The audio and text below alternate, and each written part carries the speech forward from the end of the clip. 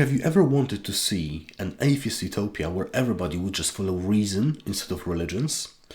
Or perhaps do you think that religions ought to be utilized and people should stop focusing so much on the facts because it's the behaviors that really matter? I don't think anything highlights the difference between the rationalistic way of thinking and the pragmatic way of thinking more than the recent discussion between Jordan Peterson and Richard Dawkins. While I don't fully agree with either side, I do think that both of them have something of value to share. Now keep in mind that I'm a Catholic, so I will be talking about this from a more traditional Christian point of view. On the one hand, we have facts, evidence and rationality, and on the other, we have values, behavior, actions and metaphors. Both of these concepts can be neatly put together using the Christian theology of the soul. On the one hand, we have consciousness, or traditionally called the intellect, and free will. Consciousness allows us to see the world and say what is, while free will allows us to choose from what we can see and say what ought to be. Together, they complete the feedback loop where we see something, make a change, we see something else now, and we make some more changes, and the process goes on and on until we reshape the world to our liking. Now, whether you believe in a material soul or not doesn't really matter, because regardless, we all believe that we have some form of consciousness and some ability to choose, whether freely or not. So just keep that in mind as you go through the video. Now, what I can see is that Richard Dawkins focuses too much on consciousness, on what is, and Jordan Peterson focuses too much on free will, on what ought to be. And the solution that I propose is that we have a more holistic worldview, and I will show you why that could be beneficial regardless of what your worldview is right now. I want to start with the atheist side, with the side of Richard Dawkins. First of all, I think it is commendable that the atheists are looking and seeking the truth. The facts really do matter, and rationality is super important, and we should be skeptical of terrible ideas and focus on finding what is right. Now, I completely understand the idea that if there is no evidence for something, then there is no reason to believe in it. I mean, after all, why would we ever want to believe in a unicorn or a flying spaghetti monster? It just makes no sense. However, there is something missing from this. And this is exactly what Jordan Peterson is trying to point out. Now, I understand the criticism that sometimes when Jordan speaks, he speaks too metaphorically and sounds like he's talking gibberish, like it's just a huge word salad. But that's not actually the case if you understand the metaphors. I think that everything he says is very insightful, even if we disagree with it. For example, this happens many times when Jordan talks about God, which confuses a lot of people, because Jordan doesn't necessarily talk about the literal God that the traditional Christians like me believe in, but in a more of a metaphorical God, as the highest value in a value hierarchy. I think that the value hierarchy is super important for every single person to understand, and you will see why he calls the topmost value as God. It actually makes more sense than you think. First of all, everybody has a value hierarchy. Just think about this. Why did you get out of bed this morning? Perhaps it is to get up and start working. Now, why did you start working? Because you want to make money. Why do you want to make money? Because you want to survive. And you can keep going and asking this question. But you can't do so infinitely. At some point, you run out of reasons. Practically, we just don't have a big enough brain to compute infinity, and never will. And theoretically, you're just going to end up in an infinite regress loop. Therefore, at some point, we can stack up all our values until we reach the very top. And the very top, by its very definition, is dogmatic. It has no further reason. It just is what it is. Everybody has this dogmatic reason for why we behave the way we do, whether we know it or not. Here is where the language of sacrifice actually becomes super important. Because what we tend to do, or actually what we always do, is we sacrifice the lesser value to the higher value. Now, this is by definition. If I value something more than another thing, then I sacrifice it to the higher thing. For example, if I value money more than I value games, then I won't spend money to buy games. But on the other hand, if I value games more than money, then I will spend and sacrifice my money to buy games. And you can do this with everything. And at the very end, what you sacrifice everything to ultimately is your highest value. Now you may say, hold on a second, but what if I don't have a single highest value, but just multiple of them? And this is where Jordan, for example, could say you have a pantheon of gods that are competing with each other. So that could be something like polytheism, using Jordan's language. If you have multiple highest values, then you don't really know what to focus on. It's kind of like when you can't decide whether you want to do your homework or you want to play games, and you don't really do much of either. It's basically a state of being undecided and being pulled apart in more than one direction. Now you can see how this topmost value starts to sound a lot more like God.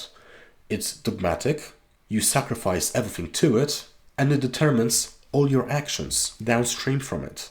But it's not the Christian God, you may say, and you'll be right. This is more like God's seat or God's throne. I think that would be a better metaphor. Whatever sits on God's throne acts like a God for you. And for us Christians, what sits on God's throne is God, the actual God, the metaphysical God.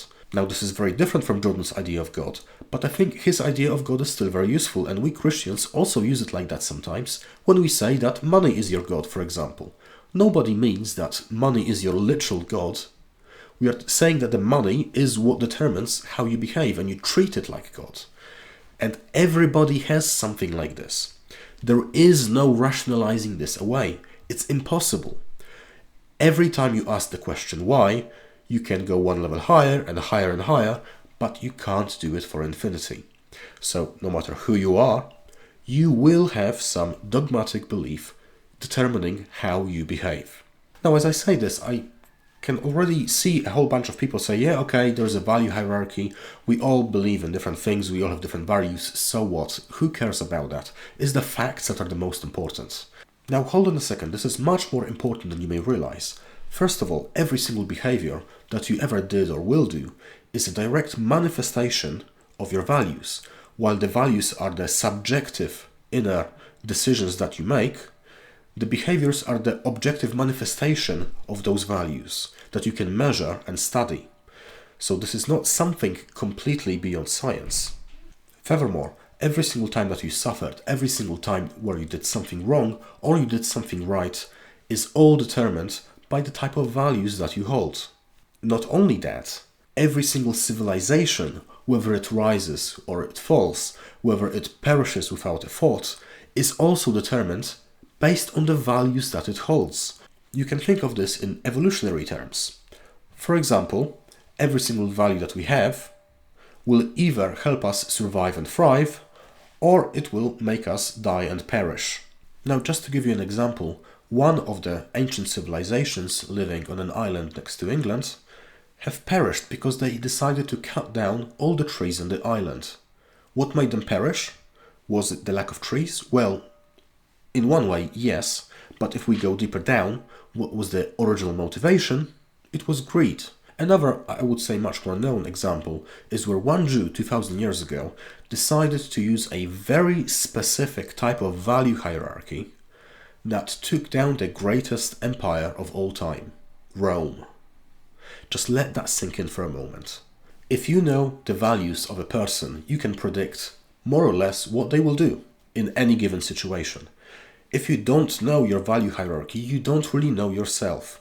And if you know the value hierarchy of a civilization, you can predict where this civilization is heading towards. That's how important the knowledge of the value hierarchy is, even on evolutionary grounds. But this goes even deeper than that. Many of the atheists that I know say that they greatly care about the truth, about the facts, and about rationality. But think about it for a moment. What is the truth? The truth is not in here. The truth is out there. It's objective. What we have is knowledge. We don't have the truth. What we can do is we can try to subjectively align our knowledge that it matches the truth. But we don't have direct access to the truth itself. We only have access to knowledge. And to build knowledge, we need to act on it. We need to do something. We need to work hard for it. We need specific values. We need humility. We need to avoid ignorance. We have to be skeptical about some things. We have to actually go out and seek other things. So the world of values actually precedes knowledge itself. If we want to make sure that we have the right knowledge, we also need to have the correct values. It's the same as with the evolutionary process. Just like some values will help us thrive and survive and others won't, in the same way, some values will help us to reach the truth and others will not.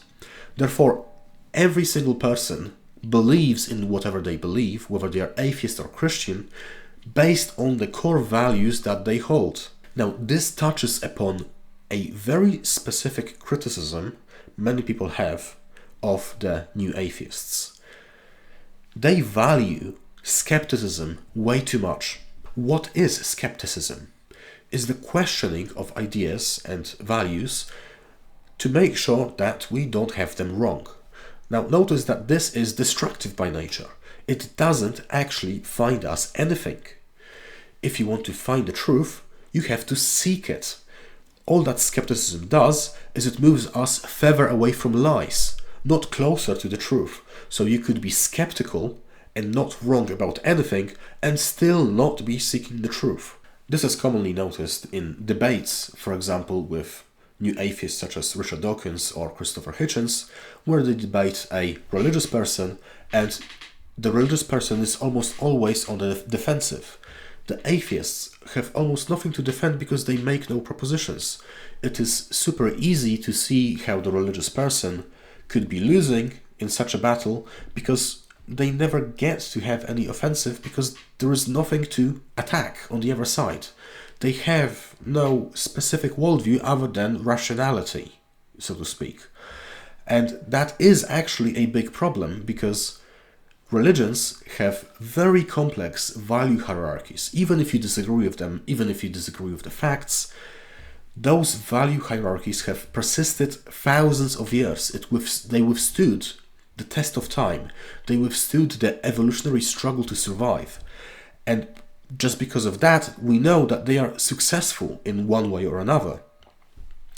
And the problem is, if all you try to do is just destroy them and say that they are wrong, religion bad, and you have nothing to replace them with, then you're just going to create a value anarchy.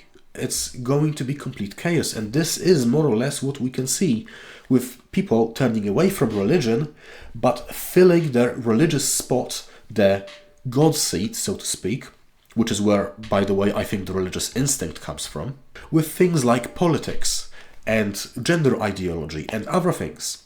You can't remove the dogmatic from people's mind. People can't become fully rational the way you think they can.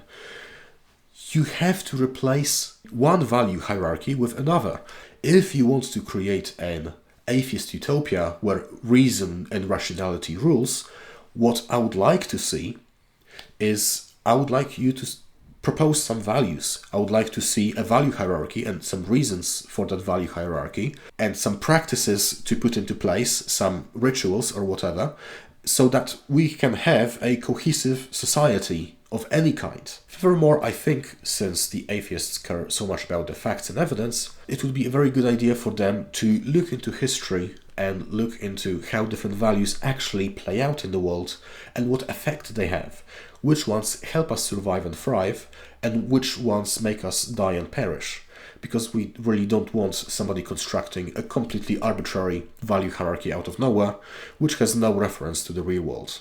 Now, I'm going to be honest, I haven't seen anybody make a significant effort into constructing something like this. If you asked any Protestant, Catholic, Orthodox, Muslim, Hindu, any other religion, what their value hierarchy looks like, what's important, what keeps us alive, what makes us thrive, you will hear an essay that is maybe 3, 4, 5 days long, maybe longer. There is so much in it. It's so well constructed. And honestly, a lot of it, even across religions, has many similarities. It's really a study on its own, I would say.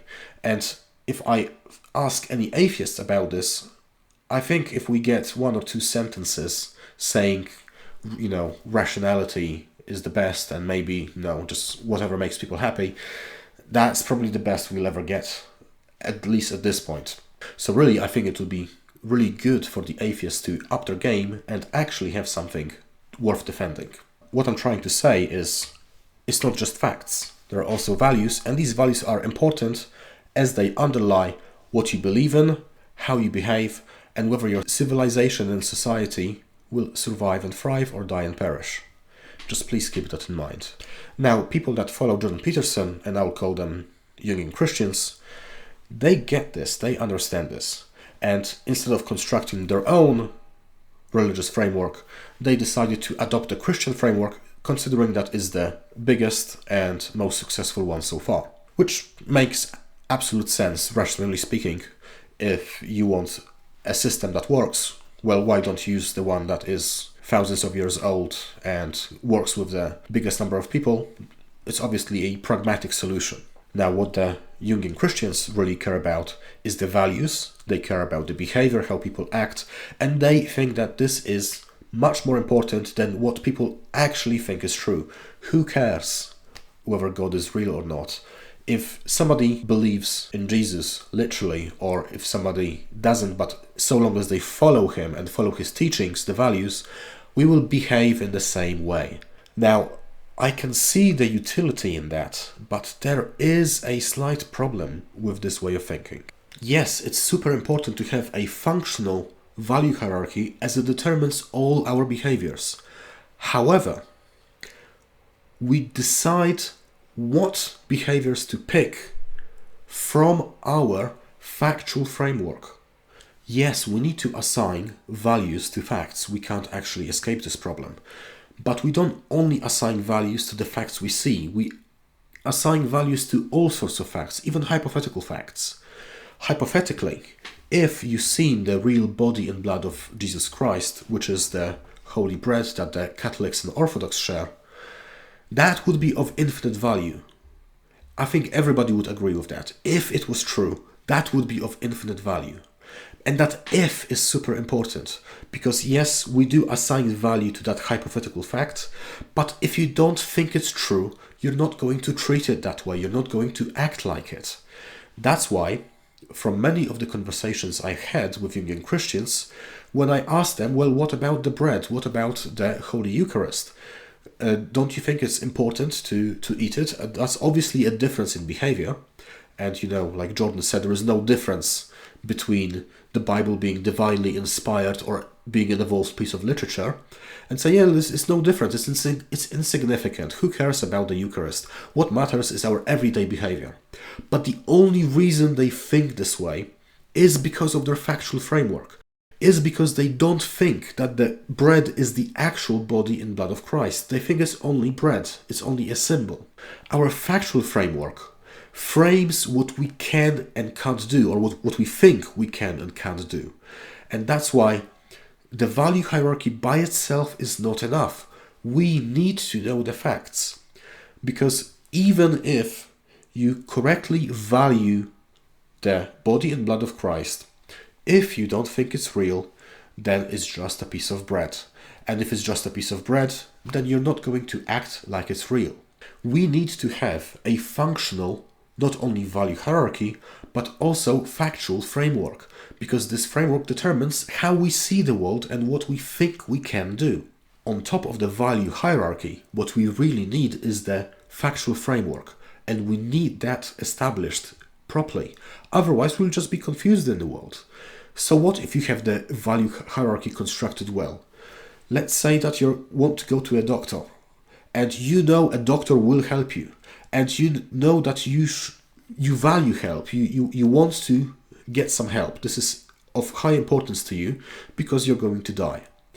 But if you don't believe there is any doctor that is good and can help you within your vicinity, if you don't think that, you're not going to leave the house and search for one. You have to have the facts in order to supplement making good decisions. The facts are unavoidable, and I think the atheists have that exactly right. What I would really like to see from the Jugian Christian side is for them to actually engage with the factual debate we've been having with atheists for all these years. Engage with the metaphysics, engage with the philosophy, engage with the science. I don't actually see that very much. I've seen Jordan talk about values and the value hierarchy and metaphors and all that a whole lot, and I appreciate it, I really do.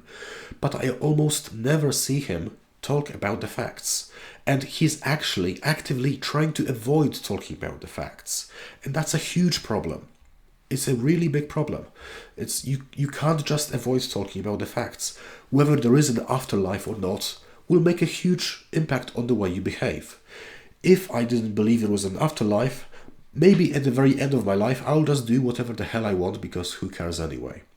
But if I do believe there is an afterlife and that all my actions will be judged thereafter, then perhaps I should drop the cigarettes. Maybe giving up all my bad habits at the very end would actually be a good thing. There is a lot more going on than just the value hierarchy, and there is a lot more going on than just the factual framework. We need both. We need the side of consciousness and we need the side of free will. We need the facts and we need the values. Now, you don't even have to agree with me about my Catholic faith. You could be an atheist that really cares about both the facts and the values, and that's fine. I'm not trying to convert you, at least in this video. What I'm trying to point out is that there's two ways of looking at the world. There is these two sides. There is the facts and there is the values, and both interplay with one another, and both are super important in everything we do. And we have to keep them both in mind. And I think it's a big shame that many atheists look too much to the way of the facts and completely ignore the value side, and that the Jugian Christians look too much to the value side and completely ignore the factual side. Let's just bring everything we have on the table to the discussion so that we don't end up talking past each other like Richard and Jordan did in their discussion. Now, I've talked about these two sides, and I've talked about how it would be advantageous for the atheists to think more about the values, and I've talked about the Jugian Christians and how it would be advantageous for them to talk more about the facts. And lastly, since I'm Catholic, let me talk a little bit about the Catholic point of view. First of all, we focus on both the facts and the values. Obviously, as a religion, Jesus talked about many various values such as love, faith and hope. And on top of that, we do focus on the facts of the resurrection, on the existence of God, the metaphysical God, not the metaphorical God. And no, this is not Christian fundamentalism, as Jordan sometimes likes to put it.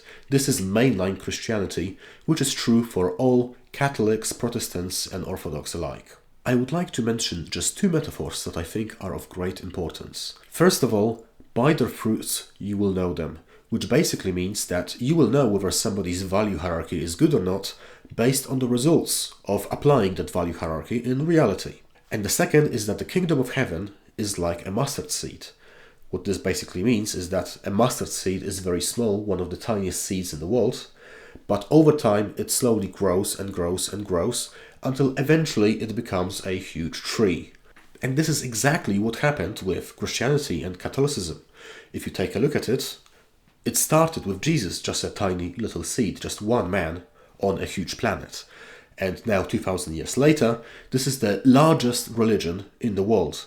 Yes, Catholicism is bigger than any other religion that has ever existed. And furthermore, the Catholic Church is an institution. It's not just a religion, it's also an organized institution. And it is the longest surviving institution of all time.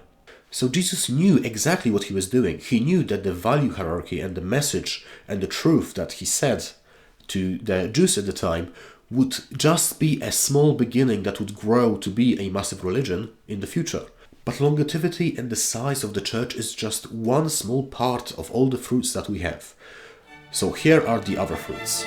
Music.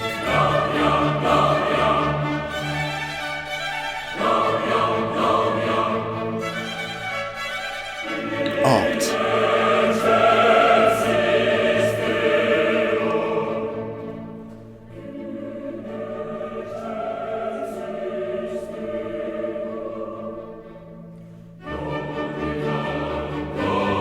Law.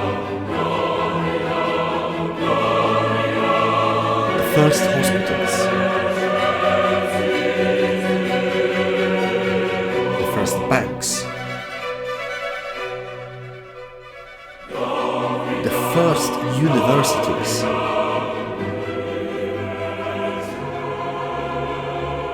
science,